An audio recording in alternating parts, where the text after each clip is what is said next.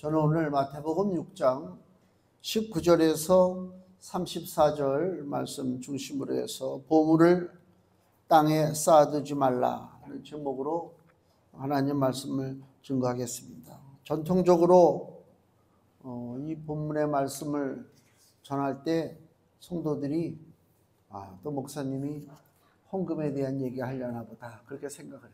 저도 그 전에 그랬어요.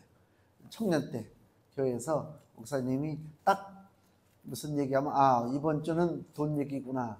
네, 그 은혜가 다 날아가지. 오늘 저는 돈 얘기가 아니고요. 예수님이 오늘 그 19절서부터 34절까지 하신 말씀의 핵심이 뭐냐? 24절 보시면요. 한 사람이 두 주인을 섬기지 못할 것이니 혹 이를 미워하며 저를 사랑하거나 혹 이를 중히 여기며 저를 경히 여김이라. 너희가 하나님과 재물을 겸하여 섬기지 못하느니라. 두 주인이 있다고 주께서 말씀하십니다. 우리 인생에 주인이 있단 말이에요. 나 혼자서 독립적이고 자주적으로 사는 것 같지만 실상은 두 주인 밑에서 살고 있습니다. 누구는 하나님을 섬기고 누구는 재물을 섬긴다. 간단하죠. 근데 그 간단한 게 세상 사람들 얘기는 할 것도 없고 교회 안에 들어와 있는 우리 크리스찬들, 예수님을 주님으로 섬기는 사람들, 과연 우리가 두 주인을 섬기지 않고 한 주인만 섬기고 사느냐? 본인이 한번 스스로 물어봐야 할 문제입니다. 제가 알기에는 거의 대다수가 재물을 주인으로 섬기고 살기 때문에 주님이 그 문제점을 지금 지적하신 거예요. 이스라엘은 하나님의 나라고 하나님의 백성이죠. 당연히 하나님이 주인이죠. 그 하나님을 온전히 섬기고 사는 이스라엘 백성들 앞에 예수님이 한 사람이 두 주인을 섬기지 말라고 얘기할 때는 이미 벌써 이스라엘은 다른 주인, 하나님이 아닌 다른 주인을 섬기고 있다. 그래서 그 문제점을 지금 지적하는 거예요. 하나님을 섬기지 않으면 재물을 섬기죠. 돈을 섬긴단 말이에요. 그 재물을 섬기는 사람들의 그 인생의 특징이 뭐냐? 25절 보세요. 그러므로 내가 너희에게 이르노니 목숨을 위하여 무엇을 먹을까? 무엇을 마실까? 몸을 위하여 무엇을 입을까? 염려하지 말라. 재물을 주인으로 모시고 사는 인생의 특징이 뭐라고요? 염려하는 거예요. 무엇을 먹을까, 무엇을 마실까, 무엇을 입을까 늘 염려하고 산단 말이에요. 우리 늘 근심이잖아요. 뭘 먹어야 더 건강하게 살까? 평균 수명이 늘어났다고 그러긴 그러는데 그 건강 수명이 있대요. 무조건 오래 산다고 그게 사는 게 아니고요. 건강하게 몇 살까지 건강하게 움직이느냐 그게 자기 수명이래. 이게 심각한 얘기예요. 그러니까 숫자적으로 봤을 때는 한국의 평균 수명이 86세, 7세, 남자들도 82세 차고 그러는데 이미 60대 중반부터 넘어가면 각종 병이 들어오고 그것 때문에 병원을 들락날락. 그 전에 우리 행신동 처음에 거기 그 아파트가 생기고 동네가 처음에 형성됐을 때 동네에 그 병원이 의원이 몇 군데가 있잖아요. 그때 병원에 가면 제가 뭘 느꼈냐면 너무 한가해. 거기 소아 청소년과도 있었고 무슨 내과도 있었고 무슨 과 비뇨기과 무슨 이비인후과 다 있는. 병원이 너무 한가해가지고 저는 그때 소아 청소년과 가서 그 원장 의사님하고 같이 그분은 천주교 신자인데 선교에 대해서 뭘 물어보시더라고. 그래서 그거 가지고 한참 얘기한 기억이 나. 왜 그걸 얘기했느냐? 환자가 없어. 왜 환자가 없을까? 사람들이 다 건강해서요. 마을이 생긴 지 얼마 안 되니까 거기에 들어온 세대들이 젊은 세대들이 많이 들어와. 젊은 세대들은 별로 병원을 안 가죠. 똑같아요. 동네도 안 바뀌었어요. 병원도 안 바뀌었어요. 지금 병원 가잖아요. 최소한 30분, 40분, 1시간은 기다려야 돼요. 얼마나 짜증나는지 몰라요. 사람들로 메워 터져요. 왜요? 그때 젊었던 사람들이 30년 지나니까 지금 이제 약 먹고 살아야 할 신세가 됐다. 건강 나이가 중요하단 말이에요. 건강 나이가. 근데 자, 그 건강도 중요한 걸 알기 때문에 우리에게 이제 어떤 부담감이 오느냐? 늘 신경 써요. 염려가 온다니까. 염려가 와요. 염려하지 말아야지. 그렇게 하는데 또 염려가 와. 그래서 방송에서 무슨 약이란 약, 선전이란 선전하면은 저도 우리도 그전에는 별로 그런 걸 관심도 안 가졌는데 지금은 보면은 뭐 칼슘, 콘드로이친, 비타민 D, 그다음에 또 뭐가 있어? 뭐 그다음에 유산균 뭐 해가지고 쭉쭉. 그다음에 또 뭐야? 저기 고기 기름으로 만드는 물고기 기름으로 만드는 오메가3 요새 식물성 기름 뭐 그거 먹었다고 해서 더 무슨 뭐 어우 왜 이렇게 힘이 생기지? 막 비타민 B 복합제 막 별로 못 느끼겠어요. 내가 유일하게 느끼는 거 뭐냐? 머리 빠지는데 먹느냐? 요거는 좀 약간 느낌이 머리가 덜 빠지고 좀 괜찮아요. 그거 하나는 늘 염려해요. 걱정해요. 길거리 걸을 때도 염려하고 무엇을 먹을까? 무엇을 마실까? 이 염려가 반복되잖아요. 이것이 반복되면요. 그 염려 때문에 하나님을 찾는 것이 아니라 그 염려 때문에 더 재물을 찾아요. 왜? 돈이 있어야 약을 사지. 돈이 있어야 뭐를 하지. 사람들이 그게 악순환이요, 악순환. 예수님은 우리 보고 너희들 재물에 마음을 두고 살면 염려할 수밖에 없어. 염려하지 말아야지. 그럼 염려하지 않으려면 어떻게 해야 돼? 주머니가 좀 뭐 든든해야지. 통장 잔고가 좀 있어야 되고. 이게 계속 반복적으로 나가는 거야. 그러니까 염려하고 또 염려하고. 돈 많다고 염려가 안 돼요? 돈 많아도 염려가 와요. 계속. 만족함이 없단 말이에요. 근데 실상 우리가 믿음의 눈으로 좀 봐야 돼요. 22절. 눈은 몸의 등불이니 그러므로 네 눈이 성하면 온몸이 밝을 것이라 그랬습니다. 이게 이제 눈은 무슨 눈을 가리켜요? 우리 뭐 여기 육체 시력도 시력이지만 믿음의 눈은 영적인 눈이란 말이에요. 영적인 눈으로 봐야 된단 말이에요. 진짜 이 땅에 내가 주인으로 모실 분이 누구냐? 영적인 눈으로 보지 않으면 안 돼요. 그래서 영적인 눈이 밝아야 우리 몸이 밝단 말이에요. 그 밝은 눈으로 보면 다시 25절을 보면요.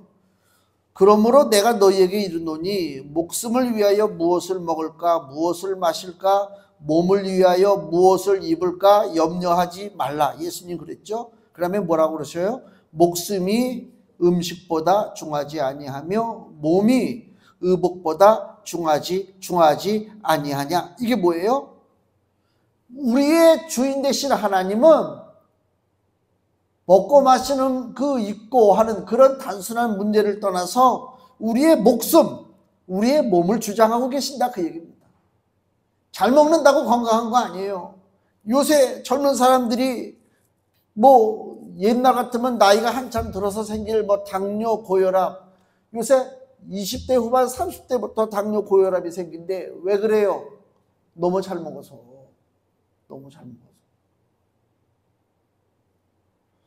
중요한 것은 뭘 먹느냐, 뭘 입느냐, 뭐 어떻게 해요. 그게 아니고 목숨, 몸 누구한테 이것을 맡기고 사느냐 이게 중요한 것입니다. 예수님 말씀이 그거예요. 실제로 하나님께서 우리의 몸과 목숨을 주장하고 계시다. 근데 23절에 기록된 것처럼 대다수가 눈이 나빠요. 눈이 나쁘면 온몸이 어두울 것이니 그러므로 내게 있는 빛이 어두우면 그 어둠이 얼마나 하겠느냐, 얼마나 심하겠느냐. 그러니까 영적 눈으로 깨서 보면 먹고 마시는 문제가 우선이 아니고 목숨이잖아요. 물론 먹고 마시는 게 목숨하고 연결돼 있죠. 그러나 더 우선순위는 목숨의 문제예요. 이 목숨을 하나님이 주장하고 계신다 그러면 그 밑에 부차적인 먹고 마시는 문제는 당연히 하나님이 책임져 주신다는 거예요. 근데 우리는 가장 본질적인 목숨, 이 몸, 여기에 대해서 무관심하고 뭘 먹을까 뭘 마실까 무엇을 입을까 염려하고 사는 것에만 초점을 맞추고 산다. 어둠이 지배하기 때문에 그래요. 그러니까 자기 주인을 몰라본다 그 얘기입니다. 눈이 어두우니까 몰라본단 말이에요. 그래서 요한계시록에 보면은 계시록 3장을 보세요. 거기 라오디게아 교회가 나오잖아요. 라오디게아 교회가 바로 이 문제가 자기 주인을 제대로 몰라보는 교회예요. 요한계시록 3장 17절. 라오디게아 교회가 뭘 자랑하느냐 17절에 내가 말하기를 나는 부자라 부요하여 부족한 것이 없다. 이걸 자랑한단 말이에요. 이게 육신적인 거예요. 이 땅에 사는 모든 존재는 다 부족해요. 하나님을 만나기 전까지는 다 부족해요. 그래서 하나님이 우리에게 필요한 거예요. 근데 지금 라오디게아 교회가 뭐라고 얘기하냐면 나는 부자야 부요하고 부족한 것이 없다 그런단 말이에요. 즉 왜 라오디게아 교회가 부자라고 하고 부요하다고 그러고 왜 우리는 부족함이 없다라고 하느냐? 이건 믿음을 얘기하는 게 아니에요. 뭐요? 돈이 그만큼 많다만 교회가. 그러니까 부족한 것이 없어. 모자라는 것이 없단 말이에요. 하나님 앞에 자랑하기를 우리 교회는 믿음이 부자입니다. 우리 교회는 믿음이 부유합니다. 이러면 얼마나 좋아. 근데 지금 여기서 자랑하는 건 믿음을 자랑하는 것이 아니요. 물질에 대한 자랑이요. 재물을 주인으로 섬긴단 말이에요. 그래서 17장 계시록 3장 17장 하반부에 주님이 뭐라고 책망하셔요? 네 곤고한 것과 가련한 것과 가난한 것과 눈먼 것과 벌거벗은 것을 알지 못하는도다. 곤고한 게 뭐예요? 아주 그 비참한 거예요. 비참하고 가련하다고 하는 건 아주 그냥 불쌍하고 그 보면 레미제라블이라고 있잖아요. 그 소설 그 장발장 레미제라블 그 뜻이 뭐예요? 미저러블. 가장 그 비참한 인생이란 여기 지금 여기 곤고하고 가련하다는 이 표현이 영어적인 표현으로 보면 미저러블이 들어가요. 참 비참해. 자기가 왜 비참한지도 몰라. 비참하게 산단 말이에요. 너무 안타깝지. 어느 유튜버 하는 사람이 청년인데 미국 LA를 가가지고 LA의 현실을 보여주는 걸 봤어요. LA의 현실을 보여주는데 옛날에 1999년도에 제가 LA 그때 그 총회 있어서 간 걸로 기억하는데 그때 LA 가니까 이야 이게 미국이구나. 눈이 돌아가. 와 하늘도 왜 이렇게 파래? 이야. 그리고 이제 차를 타고 이제 교회에서 보내준 그 차를 타고 가면서 다른 차들을 보면 야 차들도 너무 멋있어. 뭐 흑인이 됐든 백인이 됐든 애들이 야 뭐가 있어 보이고 막 그랬었거든요. 99년도에. 물론 그때도 거기 노숙자가 있긴 있었어요. 버려진 소파에서 잠자는 사람을 봤죠. 지금 그 유튜버가 그 LA에 가서 찍어온 거 보여주는데 그냥 노숙자가 아니고요. 길거리에 마약 환자들이 넘치잖아요. 뭐 이상해. 그 로스앤젤레스가 무슨 도시예요? 그게 로스앤젤레스 천사의 도시잖아요. 말은 그럴듯하죠. 이 천사의 도시가 아니야 지금. 언제 어느 때 범죄가 벌어져도 이상하지 않은 도시. 사람들이 다 약에 취해서 길바닥에 너부러져 있고 텐트촌이 쫙 생기고 그 한인타운 그전에 장사가 그렇게 잘 되던 한인타운이 장사가 안 돼. 사람들이 천지에 그런 사람들이 있으니까 깨닫지를 못하는 거지. 우린 여전히 부유한가? 아니잖아요. 근데 거기에 한 사람이 길에서 이렇게 앉아서 뭐 노숙하는 사람이 있어요. 뭐 텐트도 없어. 그냥 길거리 거지처럼 앉아 있어. 한국 사람이야. 영등포에서 살다가 왔대. 영등포에서 혹시 누가 말도 어눌해. 약에 중독이 돼가지고 말도 어눌해. 영등포에 살다가 몇십 년 전에 온 거예요. 야 한국으로 돌아가면 되는데 그렇잖아요. 한국이 더 잘 살아요. 사는 걸로 따지면. 그 미국의 꿈을 갖고 이민 왔을 거 아니에요. 왔는데 거기서 노숙자가 돼가지고 거기서 그 식당 주인이 빵 만들어가지고 우리 한국 식당 주인이 빵을 만들어서 샌드위치 같은 거 만들어 주는 장면이 나오더라고. 내 현실을 봐야지. 정말 내가 얼마나 비참한 것인가. 그 비참함을 깨달으면 깨달을수록 그 비참함에서 벗어나려고 하는 간절함이 생긴단 말이에요. 문제는 뭐냐? 내가 얼마나 비참한지를 몰라. 당연하게 생각해. 그렇게 사는 줄 알아. 옛날에 우리나라가요, 어렸을 때 가난하고 그럴 때는요, 가난하게 사는 게 당연한 줄 알았어요. 그래가지고요, 이 방에 모여가지고 할머니들이, 동네 아줌마들이 방에서 담배를 펴댔어요. 신탄진 담배. 내가 기억나요. 국민학교 때 학교 갔다 집에 오면 아줌마들이 방에 모여가지고 담배 펴서 연기가 쫙해. 그게 얼마나 무서운지를 모르는 거야. 그 담배 연기가 얼마나 무섭다고 하는 사실을 모르니까 그 방 안까지, 심지어는 애기들이 있어도 거기서 담배를 펴고 그랬어요. 얼마나 그게 비참하고 얼마나 위험하다고 하는 것을, 현실을 자각하지 못하면 거기서 빠져나오지 못해요.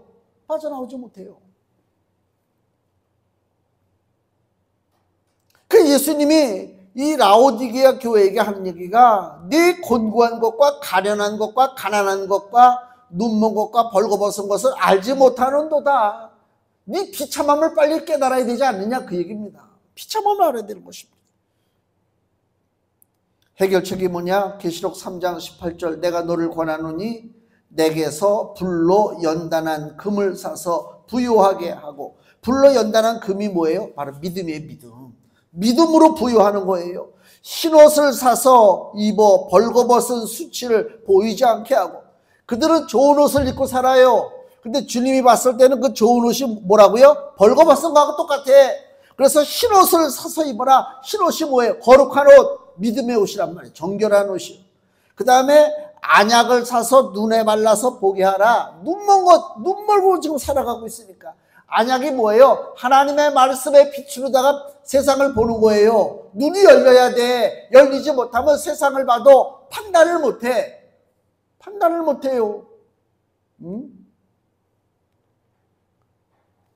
일제 36년 살면서 대한민국 사람, 그 당시에 이제 조선 사람들이 공부를 못했어요. 제대로 일본 치하에서 무슨 공부가 됐겠어요. 그나마 좀 엘리트들은 유학을 갔다 왔어요. 근데 유학파가 나눠져요. 저 러시아 동유럽으로 유학 갔다 온 파가 있고, 저 유럽으로다가 유학 갔다 온, 미국 유럽으로 갔다 온 유학파가 있어요. 미국과 유럽으로 갔다 온 유학파는 자유민주주의. 저 러시아 동유럽으로 갔다 온 애들은 공산주의 사상을 가지고 들어왔어요. 1930년대부터. 그때부터 대한민국이 갈라졌어요. 아니, 해방도 안 됐는데 갈라졌어요. 응? 우리는 일제 36년에 있다가 1945년에 해방되고 나서 그 다음에 전쟁이 몇 년 만에 일어났어요? 5년 만에 일어났어요. 50년에 전쟁 났어요. 5년 만에 전쟁이 어떻게 일어나요? 같은 민족으로 그렇게 살던 이 민족이 5년 만에 전쟁이 벌어져요. 왜 5년 만에 전쟁이 벌어졌어요? 이미 그 전부터 갈라졌기 때문에 전쟁 벌어진 거예요. 사상이 틀려요. 그래가지고 좀 배웠다 하는 엘리트들이 와가지고 백성들을 계몽시킨다고 계몽을 시키는데, 자유민주주의 사상으로 계몽을 시키면 좋겠는데, 자유민주주의 사상을 계몽시키는 것이 아니라 저 동구권 러시아에서 공산주의 사상을 배워가지고 와가지고 이 땅에 와서 공산주의 사상을 주입시켜요. 그래서 해방되기도 전부터 좌익의 파업이 일어나기 시작하는 거예요. 문제가 심각한 거예요. 지금 무슨 얘기하는 줄 아세요? 자기들이 본 세상이 전부인 줄 알아. 그 눈이 멀었기 때문에 자기들이 본 그 공산주의 사회혁명, 야, 노동자 농민이 주인 되는 세상, 노동자 농민을 주인 삼아주면 그 사회가 제대로 돌아갈 것 같습니까? 안 돌아가요.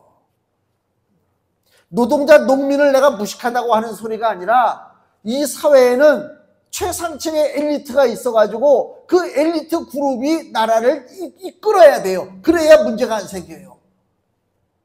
옛날에 학급도 마찬가지입니다. 초등학교, 중학교, 대학교도 그렇지, 과대표가 있으니까 다 반장, 부반장, 학급 회장, 전교, 어린이 회장 뽑는 이유가 뭐예요? 니들 한 자리 해먹으라가 아닙니다. 나름대로 질서를 만들어주는 거예요. 그게 움직여지는 거예요. 그걸 자체를 다 이제 무너뜨리겠다는 거예요, 사회주의는. 그래서 최하층이 주인 되는 사회. 멋있지. 우리 같이 막 힘들게 사는 사람들, 우리도 한번 주인 돼서 한번 살아보자. 그래가지고 막 혁명이 일어나잖아요. 근데 주인이 됐어. 주인 된 다음에 그 다음에 어떻게 해야 돼? 이걸 어떻게 나라를 살림을 해야 돼? 그게 안 돼. 그러니까 굶어 죽는 거예요. 그러니까 굶어 죽는 거예요. 그래서 소련이 무너지고 캄보디아가 무너지고 다 무너지고 모택동 때 문화혁명이 일어났을 때 수천만 명이 굶어 죽었어요. 그런 일들이 벌어지고 있다. 왜? 자기들의 시각으로만 세상을 보니까 이게 장님인 걸 몰라. 그래서 안약을 사서 눈에 발라 보게 하라는 거예요. 예수님 말씀이. 그 안약이 뭐라고요? 인간의 사상이 아닙니다. 어디 가서 철학 배우고 뭐 이상한 경제학 배우고 몇몇 주워 들었다고 한국에 와서 아는 척하고 떠들어대고 그런 안경이 아니라, 그런 눈이 아니라 믿음의 안약, 하나님의 말씀을 통해서 내가 가지고 있는 이 영이 깨어나는 거예요. 내 지성, 내 지적인 거, 영적인 거, 이것이 하나님의 말씀을 통해서 깨어났을 때 세상을 바라볼 수 있단 말이에요. 판단할 수가 있단 말이에요. 그게 진짜예요. 그렇지 않으면 안 된단 말이에요.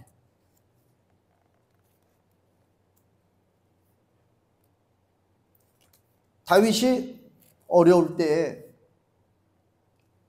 너무 먹고 살기가 힘들으니까 사울왕은 자기를 죽이려고 쫓아다니고 자기를 따르는 사람은 많고 먹을 건 없고, 그래서 목축업자 나발이라고 하는 자가 마침 털 깎는 날이라고 해서 털 깎는 날이 잔치하는 날이래요. 그래서 나발에게 자기 부하들을 보내서 야, 우리가 너희들을 들판에서 이렇게 보호해 줬으니까 우리에게 좀 먹을 것 좀 달라. 서로 이렇게 상부상조하자 그랬어요. 그러니까 나발이 뭐라고 다윗을 무시하냐면 여기 사무엘상 25장 10절을 보세요. 사무엘상 25장 10절, 구약성경 452페이지. 나발이 다윗의 사환들에게 대답하여 가로되 다윗은 누구며 이새의 아들은 누구뇨? 근일에 각기 주인에게서 억지로 떠나는 종이 많도다. 이게 무슨 얘기예요? 다윗이 좀 도와달라고 찾아오니까 부하들을 보냈잖아요. 나발이 뭐라고 지금 책망을 하냐면, 야, 다윗이 누구야? 주인을 떠난 종 아니야? 자기 주인을 배신한 종 아니야? 즉 그렇게 얘기하는 거란 말이에요. 즉 사울왕을 배신한 다윗이다, 주인을 배신한 다윗이다 라고 얘기합니다. 그러나 실상은 다윗에게는 사울이 주인이 아니라 다윗의 주인은 따로 있었어요. 그래서 다윗이 시편에서 이렇게 고백하잖아요. 그 유명한 시편 23편. 시편 23편 1절. 여호와는 나의 목자시니 내가 부족함이 없으리로다. 여호와가 나의 주인이요. 다윗이 고백하는 것입니다. 우리는 어떻게 고백하겠어요? 하나님이 나의 주가 되시고 나의 목자가 되시고, 이것을 우리가 얼마나 고백하고 삽니까? 여호와는 나의 목자시니 내가 부족함이 없으리로다. 이거는 무슨 막 액자에다가 기념 이렇게 써가지고 걸어놓고 보기 좋으라고 한 얘기가 아니라 이게 날마다의 신앙 고백이 돼야 되는 것입니다. 나의 목자가 누구냐 말이에요. 참 주인을 만나는 그 삶이 우리들에게 정말로 필요하다. 재물을 주인으로 섬기는 자는 늘 염려한다고 그랬잖아요. 25절 보시면 다시 보세요. 예수님 말씀이 그러므로 내가 너희에게 이르노니 목숨을 위하여 무엇을 먹을까 무엇을 마실까 몸을 위하여 무엇을 입을까 염려하지 말라. 주님의 말씀입니다. 또 27절에 너희 중에 누가 염려함으로 그 키를 한 자나 더할 수 있느냐. 이 키 높이만 얘기하는 것이 아니라 우리 생명까지도 얘기하는 것입니다. 누가 염려함으로 너희들의 생명을 더 연장시킬 수 있느냐? 예수님 그 말씀이에요. 또 28절에 너희가 어찌 의복을 위하여 염려하느냐? 예수님 말씀이에요. 예수님처럼 진실된 분이 어디 계셔요? 이 땅에. 이 온 우주에 예수님의 진실을 따라갈 자가 누가 있어요? 그 진실하신 예수님이 지금 우리들에게 뭘 얘기해요? 염려하지 말래요. 이게 듣기 좋으라고 우리한테 립 서비스 하는 게 아니거든요. 염려하지 말래요. 왜 염려하지 말라고 예수님이 그렇게 강조합니까? 우리의 주인 되신 하나님이 책임져 주시기 때문에 그래요. 그게 분명한 사실입니다. 사람들은 재물을 주인으로 섬기니까 늘 염려하죠. 염려하니까 반복된다고 그랬잖아요. 그래서 19절에 너희를 위하여 보물을 땅에 쌓아두지 말라. 그 얘기는 염려가 오니까 자꾸만 뭔가를 쌓아두는 거예요. 보물을 쌓아둔다니까. 그래서 내가 눈으로 보여지고 내 눈으로 보여줘야 돼. 그리고 내 손으로 만져야 돼. 그래야 내 건 줄 알아. 우리는 벌써 옛날 세대가 돼가지고 뭐 돈이 들어오고 나가고 뭐 이렇게 핸드폰으로다가 뭐 하잖아요. 이건 가짜 같아. 은행 가가지고 통장에다 찍어서 내가 봐야 이게 진짜 같아. 그래서 은행에서 통장 들고 다니는 사람들은 다 노인네들이야. 나도 통장 바꿀 때가 되면요, 그걸 가져가서 기다리면서 내가 이렇게 됐구나. 이 통장을 내가 바꾸려고 여기서 지금 저 많은 사람들 30분 40분을 내가 기다리고 있구나. 젊은 사람들 하나도 없어. 누가 요새 통장 바꾸는 사람들이 어디 있어? 이게 이게 뭔가 손으로 잡아야 되고 눈으로 봐야 이게 내 것 같단 말이에요. 영적으로 무지한 사람들도 마찬가지요. 이 보배로운 것들을 뭔가 눈으로 봐야 돼. 복이라고 하는 것이 하나님이 복 주신다. 그럼 눈으로 보이는 게 있어야 된다니까. 손으로 만져야 된다니까. 근데 문제는 뭐냐면 내 눈에 보이고 내 손으로 만질 수 있는 그 보물은요, 도적들도 똑같이 볼 수 있고 도적들도 똑같이 만질 수 있어요. 그래서 훔쳐간다는 얘기입니다. 그래서 예수님이 여기 마태복음에 그 밭에서 진짜 보화를 캔 비유를 하는 거 보면 밭에서 땅속에 묻혀져 있는 보화를 캐잖아요. 예수님 비유 말씀에. 그 땅에서 캔 그 보화를 어떻게 해요? 돌로 얼른 묻어버리죠. 왜? 내가 내 눈에 들어오면 남의 눈에도 들어오니까 내 눈에 감춘단 말이에요. 감추는 행위를 하죠. 보물을 감춘단 말이에요. 근데 예수님이 지금 말씀하시는데 구체적으로 그럼 보물을 어디다 감춰야 되느냐? 하늘에다 감추라는 거예요. 하늘에다가. 그래야 그곳에 도적이 손을 댈 수가 없다. 21절 내 보물 있는 그곳에는 내 마음도 있느니라. 보물 있는 곳에 마음이 있어요. 마음이 간단 말이에요. 땅에 보물을 쌓아둔다는 얘기는 땅의 일에만 관심이 있는 거예요. 땅의 일. 땅의 일이 뭐예요? 돈에 대한 일이에요. 땅의 일은 돈이요. 무조건 돈입니다. 다른 거 아무리 이유를 대고 뭐 아름답게 포장을 해도 땅에서 벌어지는 모든 일은 돈이다. 왜 권력을 잡으려고 그래요? 돈이다. 왜 사업을 하려고 그래요? 돈이다. 다 돈이에요. 저 광주에 현대자동차 그 위탁 생산 시설이 있어요. 그 캐스퍼라고 있죠. 우리는 여기 캐스퍼 갖고 있는 성도가 없나? 조그만 차 이렇게 다니는 거 있잖아요. 캐스퍼를 현대자동차에서 만들지 말고 광주에 일거리 창출을 위해서 그 캐스퍼 생산 시설을 만들었어요. 광주시하고 현대자동차하고 협의를 해가지고. 근데 그러니까 그거는 이제 임시지. 어떤 면에서는 캐스퍼 자동차를 생산하는데 뭐라고 그 공장을 세우고 거기 공장 근로자들을 뽑을 때 무슨 약속을 했냐면 총 생산 대수가 제가 제 기억에는 35만 대 정도가 될 때까지는 임금 협상을 안 한다고 그랬어요. 일단은 뭔가 만들어서 팔아야 될 거 아니야. 이거는 현대자동차도 아니고 기아자동차도 아니야. 그냥 공장이야. 위탁 생산 시설. 그래서 35만 대 만들 때까지는 임금에 대해서 서로 말을 안 하고 한번 처음에 정해놓은 그 액수가 있을 거 아니에요? 그걸로 합의를 한 거예요. 서로 어려우니까. 그래서 현대자동차, 기아자동차에서 일할 수 없는 입장에 있는 사람들이 많죠. 자리가 좁으니까, 작으니까. 그래서 캐스퍼 생산시설에 가서 약속된 돈을 받기로 하고 일을 했어요. 몇 년 지났어요. 아직도 그 생산은 되지 않았습니다. 지금도 많이 다니고 있지만, 근데 며칠 전에 뉴스 보니까 지금 파업이 벌어졌어요. 왜 파업해요? 노조에서 민주노조가 들어가서 민노총이 들어가서 파업합니다. 우리에게 월급을 얼마 더 올려달라. 그러니까 사측에서는 우리 분명히 이거 공장 세우고 그럴 때 어느 기준까지는 돈 안 올려주기로 했는데, 그건 그때 얘기고, 이래서 갈등이 생기는 거예요. 약속이 깨집니다. 사람들이 약속이 왜 깨져요? 돈 때문에 깨지잖아요. 우리가 사는 세상은 이래요. 아주 비열하고 아주 추잡합니다.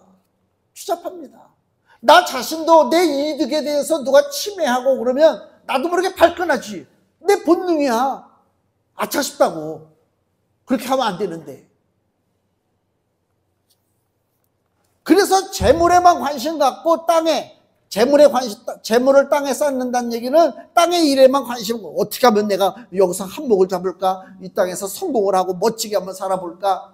애들 대학교 그 입시 설명회가 있어요. 고등학생들. 강남에 그 학원들이 주최를 해요. 학부모들이 메어 터져요. 우리 아들, 우리 딸 어디 좋은 대학교를 보내야 되겠다. 메어 터진다고. 왜 그래요? 어떻게 하면 돈 많이 벌까? 그 얘기지. 노사 갈등, 의협 갈등 다 돈 문제란 말이에요. 돈의 일에만 관심을 두고 사니까 이 말씀이 생각나요. 예수님이 오늘 여기 본문에서도 도적질 여기 19절에 도적이 구멍을 뚫고 도적질 하느니라 그랬잖아요. 도적이 온다니까. 이 말씀이 요한복음 10장 10절에 도적이 오는 것은 예수님 말씀이 도적질하고 죽이고 멸망시키려는 것뿐이요. 도적이 옵니다. 단순히 우리의 물질만 도적해가는 것이 아니라 우리의 인생을 도적질해간다 그 얘기입니다. 그래서 예수님이 오늘 20절에도 오직 너희를 위하여 보물을 하늘에 쌓아두라. 하늘에 쌓아두라는 얘기는 뭐예요? 이게 아까 처음에 말씀 전할 때 내가 말했지만 보물을 하늘에 쌓아두라는 건 교회에다 헌금하라는 얘기가 아니에요. 헌금하라 소리가 아니에요. 하늘의 일에 관심을 좀 가져라. 우리가 하늘을 바라보고 하늘에 계신 우리 아버지요, 나의 아버지, 하나님의 존재를 좀 인식을 하고 좀 살란 말이에요. 땅의 것만 전부인 줄 알고 살지 말고 가치 있는 생명으로 사는 거예요. 예수님이 보물을 하늘에 쌓아두라고 하니까 무슨 돈 걷어들여서 교회 건축하고 멋진 디자인을 자랑하고 무슨 복지시설 만들고 그런 의미가 아니잖아요. 응? 가치 있는 생명으로 살라. 안전한 생명이 보장되는 하늘의 삶을 살라 그 얘기입니다. 나의 주 하나님은 우주 만물을 만드신 분입니다. 넷째 날 하늘을 나는 새와 물속에 있는 물고기를 넷째 날 만드셨잖아요. 그 다음에 넷째 날, 다섯째 날에 물고기하고 각종 짐승을 만들고 여섯째 날에 우리가 눈에 보이는 많은 들짐승과 마지막에 우리 인생을 창조해 주셨어요. 여섯째 날에 하나님이 첫째 날부터 여섯째 날까지 모든 것을 창조하시면서 하시는 말씀이 보기에 참 좋았더라 그거예요. 그 얘기는 뭐예요? 예수님이 무책임하게 만들어 놓고 야 이제는 너희들끼리 서로 잡아먹고 너희들끼리 적자생존이야, 약육강식이야, 너희들끼리 한번 잘 살아봐. 그게 아니요. 주님이 만들어 주셨을 때는 이 모든 창조물들이 조화롭게 어우러져서 잘 살기에 만들어 주신 것이 주님의 뜻이요. 그 창조물 중에 가장 으뜸이 누구라고요? 우리 사람이요. 그러면은 하나님이 우리를 만드신 그 이유가 뭐냐? 우리를 통해서 영광을 받으시기를 원하시는 거예요. 근데 우리의 삶이 비참해. 우리의 삶이 날마다 지지고 볶고 싸우고 가난해가지고 절절매고 그러면 우리가 하나님 앞에 영광을 돌릴 수 있겠습니까? 영광 못 돌리잖아요. 하나님의 본뜻이 무엇인지를 알아야 돼요. 하나님은 우리가 쉽게 얘기하면 잘 살기를 원해요. 그래서 모든 것이 다 우리 하나님의 정말 은혜입니다 라고 하는 그런 찬양을 받으시기를 주께서 원하시는 거란 말이에요. 이게 하나님 뜻이요. 그렇기 때문에 우리는 믿음의 기본적으로 나를 창조하신 하나님, 나에게 좋은 것을 주시는 하나님에 대한 믿음을 우리가 놓으면 안 된다. 그걸 꼭 붙잡고 살아야 된다. 그게 하늘의 보물을 지금 쌓아두고 사는 것입니다. 30절 말씀에 오늘 있다가 내일 아궁이에 던지우는 들풀도 하나님이 이렇게 입히시거든 하물며 너희일까 보냐. 믿음이 적은 자들아. 살 길을 하나님이 책임져 주시는데 문제는 뭐라고요? 우리가 이 사실을 믿지 못하기 때문에 우리는 오늘도 염려하고 살고 있습니다. 염려하는 거예요. 저도 그럴 때가 많아요. 혈압계 이렇게 재가지고, 이 혈압이 막 145, 150이나, 왜 이렇게 혈압이 올라가? 염려가 된단 말이에요. 맡기지를 못해요. 너무 죄송스럽지. 그렇게 염려하고 발버둥 쳐도 결과적으로 나에게 주어진 인생의 시간표는 이미 정해져 있잖아요. 의미가 없다니까. 맡기는 거예요.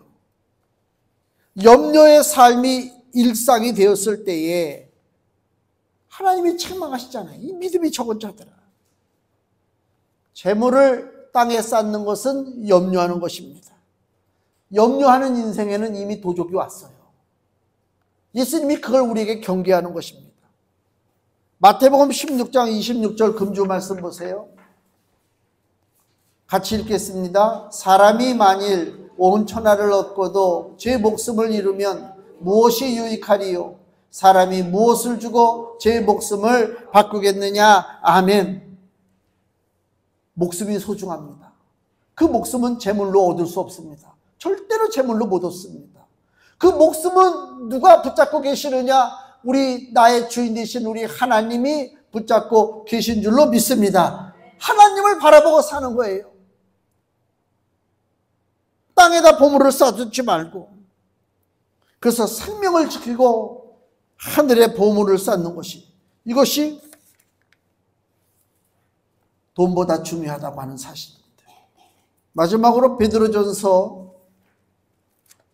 3장 10절 말씀을 봅니다.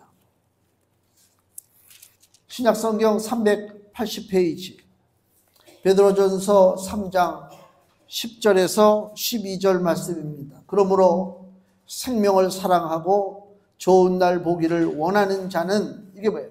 생명을 사랑하고 좋은 날 보기를 원하는 게 뭐예요?